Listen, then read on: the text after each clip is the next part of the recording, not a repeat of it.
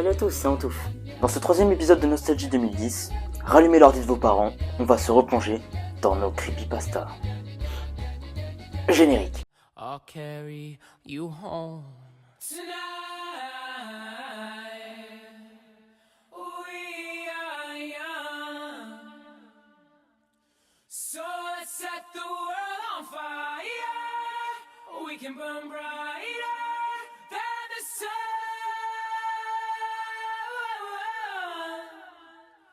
Tonight, we are young, so let's set the world on fire. We can burn brighter than the sun.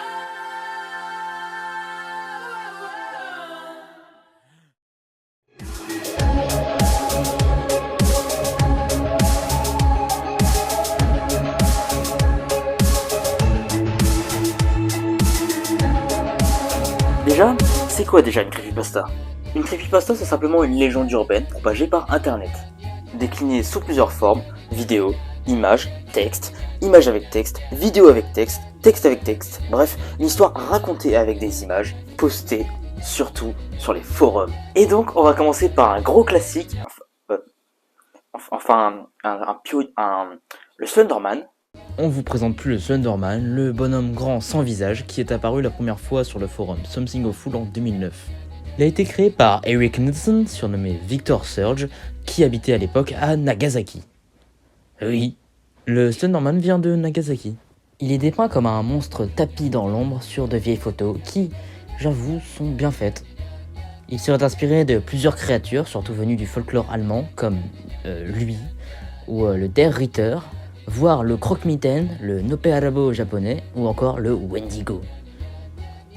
C'est devenu un mème, puis il gagna le nom de premier grand mythe d'internet. Bien sûr, il aura droit à plein de jeux vidéo, comme The Arrival, ou The 8 Pages, pour ne citer que. Ensuite va se créer une véritable ribambelle de jeux indés basés sur ce système. Bah oui, c'est simple. Un joueur tout seul dans un endroit grand et flippant, suivi par un truc flippant. Mes 3 jeux vidéo Slender préférés, c'était Alone, Survive et Dreams sur téléphone. Bref, un monument d'internet. Deuxième gros morceau avec Jeff the Killer, ou Jeff le tueur en bon François. C'est l'histoire de Jeffrey Woods, un jeune de 13 ans, qui emménage dans un nouveau quartier avec ses parents et son frère. Premier jour d'école, ils se font agresser par 3 gars, Randy, Kathy et Troy. Voilà, des beat strips. Qu'est-ce que c'est que cette horreur? Et pour les plus jeunes ou ceux qui se souviennent juste pas, heureusement pour vous, en fait, avant que ça devienne des bitmojis et que ça revienne à Snapchat, les beat strips, c'est comme ça qu'on les appelait, on s'en servait pour faire des BD. Et c'est immonde. Ils se battent, ça part en couille, et son frère est arrêté. Il est triste. Lors d'une fête, quelques jours plus tard, les 3 cons l'attaquent et ils tuent l'un d'entre eux. Narmol. Mais Keith lui jette de la javel et le brûle.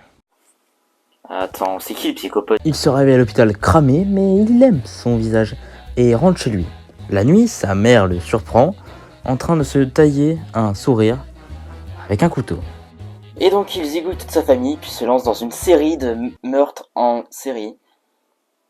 Sûrement l'histoire qui m'a le moins effrayé quand j'étais petit. Un connard tout poil avec le sourire du Joker, et avec les paupières brûlées. Bonne technique pour être aveugle, parce que, en fait, les yeux vont se dessécher, parce qu'ils ne seront plus unifiés par la paupière, et la vue va disparaître progressivement. Scénario typique, vous vous emménagez avec votre frère dans une nouvelle maison.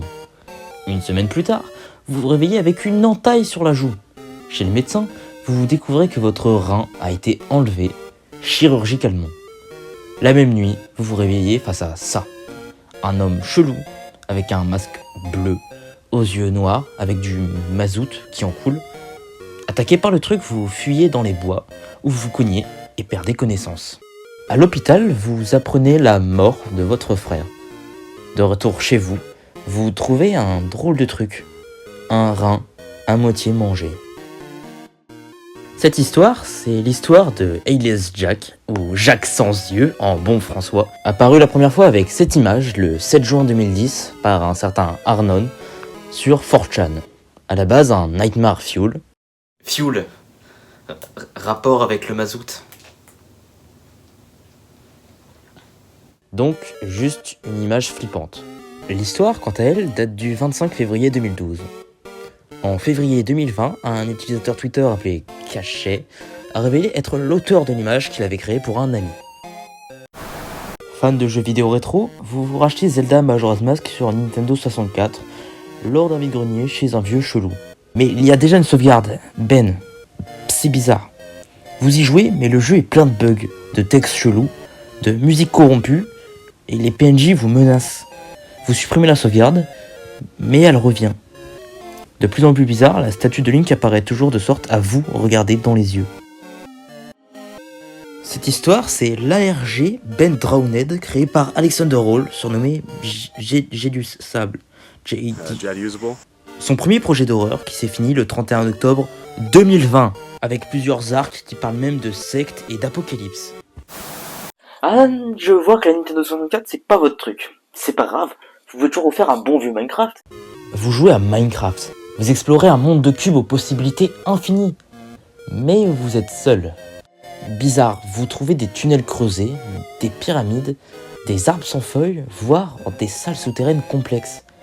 Vous trouvez des pancartes avec des messages adressés à vous. Puis vous l'apercevez. Un autre joueur est là, mais vous êtes en solo. C'est exactement Steve, mais avec des yeux blancs. Et il s'est lancé des éclairs et brûlé tout sur son passage. Ça, c'est l'histoire bien connue d'Herobrine, le frère mort de Notch, qui entrait le jeu depuis toujours. Devenu un mème, Mojang eux-mêmes ont dû faire des références à Herobrine dans chaque mise à jour et rajouter la suppression d'Herobrine. Récemment, ils ont oublié. Un peu comme moi, vous vous refaites le monde incroyable de Gumball en plein délire nostalgique. Vous matez quelques épisodes jusqu'à tomber sur un épisode dont vous avez aucun souvenir. Le deuil. C'est bizarre. Ça fait quelques minutes et Gumball ne bouge pas. Il est debout, immobile, au milieu d'une salle de classe. Ensuite, on voit que Darwin et Anaïs sont morts. Puis Gumball s'est pendu au milieu de la salle de classe.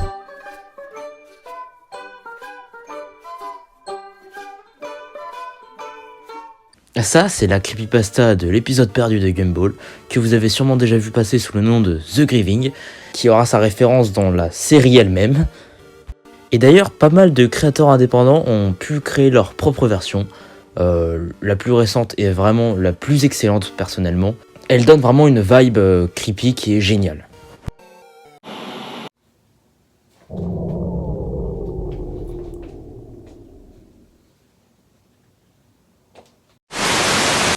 À la fin des années 40, dans le trou du cul de l'URSS, une drôle d'expérience a été menée visant à étudier le sommeil, surtout la privation de sommeil.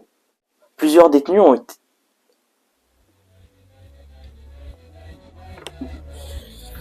Où j'en étais ? Oui, à la fin des années 40, en URSS, une expérience vraiment étrange a été menée dont le but était d'étudier la privation de sommeil. 5 prisonniers étaient enfermés dans une cellule avec un drôle de gaz. Le but du gaz, les stimuler pour les empêcher de dormir. Ils avaient ensuite dans leur cellule de l'eau, de la bouffe, des chiottes et des lits. Au bout de 5 jours enfermés, certains développent des signes de paranoïa sévère. Les hommes ne se parlaient plus et s'adressaient au micro placé dans la pièce, pensant gagner la confiance des expérimenteurs. 9 jours après, l'un d'entre eux s'est mis à crier à plein poumon en courant dans la cellule et les autres ont suivi. 2 des hommes sur les 5 ont arraché les pages des livres qu'ils ont enduits d'excréments avant de les coller au hublot. Et au bout d'un moment, plus aucun bruit. Par peur qu'il soit mort, le 14e jour, les scientifiques annoncent par interphone qu'ils vont s'occuper des micros et qu'ils vont ouvrir la cellule, promettant la liberté à celui qui ne bougera pas. Mais l'un d'eux répondit par les micros « Но мы не хотим быть освобожденными. Des soldats ont fini par entrer alors que les détenus suppliaient de garder le gaz dans la cellule. 4 des 5 détenus étaient vivants, avec des limbeaux de chair bloquant le drain de la chambre, laissant l'eau s'accumuler. Les détenus vivants avaient des morceaux de chair arrachés sur le corps, laissant paraître leurs organes. À l'hôpital, les 4 hommes étaient presque immunisés aux sédatifs. Les autres, une fois endormis, sont morts. Le dernier survivant aurait déclaré « Nous sommes la folie, cachée en chacun de vous. Ce dont vous vous cachez en dormant la nuit. Fiou, sacrée histoire. Elle m'a bien marqué plus jeune, parce que, comme pas mal de gens encore aujourd'hui, j'étais persuadé que c'était vrai. Ouais, il y en a encore aujourd'hui qui pensent que c'est une vraie expérience et qu'elle a vraiment eu lieu. J'ai pas trouvé qui était l'auteur de base, mais la première trace qu'on trouve de cette creepypasta date de 2010 tout pile. C'est donc une creepypasta qui est vraiment ancrée dans internet. Ah oui, et j'allais oublier, cette image là, c'est une décoration d'Halloween. Voilà. Disons que vous vous relancez une partie sur Pokémon Rouge, sur Game Boy. Vous avez une vieille version du jeu. En progressant, vous arrivez à la ville de Lavant-Ville, ville basée sur le thème horreur. Mais la musique paraît vraiment bizarre. Et d'un coup, l'envie vous prend et vous plongez depuis votre étage. Vous avez été victime du syndrome de Lavant-Ville. La musique serait composée de sons suraigus et de battements binauraux, causant une vague de suicides au Japon. Là, vous êtes sûrement en train de vous dire, mais où est-ce qu'ils ont été chercher tout ça? Bah, c'est tout simplement cet épisode de l'animé de 97 qui a donné une vague de crise d'épilepsie au Japon. Cette légende m'a tellement troublé que j'ai jamais osé écouter la musique jusqu'à mes 16 ans. Ouais, je suis une fiotte. Un jour, une équipe d'employés à Disney était chargée de restaurer de vieux cartoons de Mickey des années 30 pour les adapter en DVD. Sauf que, un petit problème, c'est Disney, et Disney, c'est maléfique. L'une des animations, c'est juste 3 minutes de loop de Mickey qui marche. Il ne sourit pas et il a l'air triste. Sauf qu'à un moment, un certain Léonard, historien de l'animation et producteur, décida de conserver une copie digitale. Et à ce moment-là, il a découvert que le cartoon faisait 9 minutes. Après la soi-disant fin à 3 minutes, après un fondu au noir, la séquence recommençait, mais la musique était différente. Ça ressemblait à des murmures ou à des pleurs. Et alors que Mickey commence à bouger bizarrement, des cris se font entendre. L'image devient sombre et tout se déforme. Léonard se leva pendant le visionnage et quitta la salle, tandis que l'étrange vidéo se terminait par un texte en russe disant « Les spectacles de l'enfer y ramènent ceux qui les regardent ». Un agent qui faisait sa ronde a rapporté que Léonard lui aurait pris son arme pour se suicider, répétant « Je ne peux pas voir ce qui n'a pas pu être vu ». En 2006, après un voyage aux chutes du Niagara, un couple et leurs enfants décidèrent de rentrer chez eux.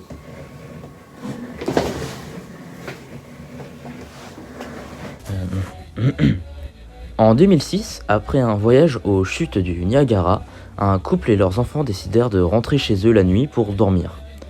Vers 4h du matin, la femme sentit du mouvement à ses pieds. Pensant que c'est son mari, elle n'ouvre pas les yeux, même si ce dernier était toujours là. En regardant au pied du lit, elle pouvait voir un homme nu, ou un chien sans poil, dans une position étrange. La créature regardait le couple dormir, avant de sortir dans le couloir, et de se diriger vers la chambre des enfants. La femme hurla et se jeta sur l'interrupteur pour allumer la lumière. Elle voyait la créature courir de loin, avant qu'elle ne se retourne pour la regarder, couverte de sang. En allumant la lumière, les deux parents découvrirent leur fille avec de graves blessures. Décrit pour la première fois en 1691, puis dans un journal espagnol de 1880, puis dans une lettre de 1964, le Reik, originaire de 4chan en 2005. La creepypasta qui m'a le plus marqué. Le fils de pute qui m'a empêché de dormir très longtemps. Bien sûr, j'ai pas parlé de Smile Dog, de Sonic.exe, de Candle Cove, de Laughing Jack, et de tous ces ados tueurs qui sont juste des copies de Jeff the Killer, ou encore de la Fondation SCP qui est la meilleure creepypasta d'internet. C'est marrant, ce qui nous faisait peur quand on était petit, c'est juste des gens très créatifs qui écrivent des histoires sur internet. Et au final, ça marche, vu que toutes ces histoires nous ont terrifiés quand on était plus petits. Bien sûr, l'édit hommage, souvenir de notre horreur à nous.